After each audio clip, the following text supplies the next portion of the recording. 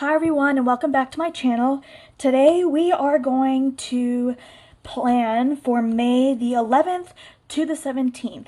So this is my thread for last week. It was, let's just say, life happened and I wasn't really able to get into my bullet journal and write out everything that I did that day. I did note it on my Google Calendar as well as my Asana, so I did keep updated there, but I didn't get updated here, so I'm gonna go ahead and set up for next week and just kind of give it a little bit of a building blocks just to see what I have going on.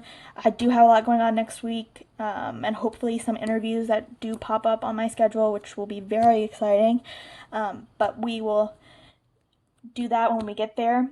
So don't forget to subscribe to this channel. Also, make sure to like this video and follow me on Instagram because I will be posting updates to my bullet journal on my Instagram. And please tag me on Instagram if you guys do a spread similar to this or use some of the stickers that I'm going to be using and stuff like that. So please go ahead and do that. And I'll also link my website where you can buy the stickers that I will be using in my bullet journal. So that's there as well. Okay, let's go ahead and get started.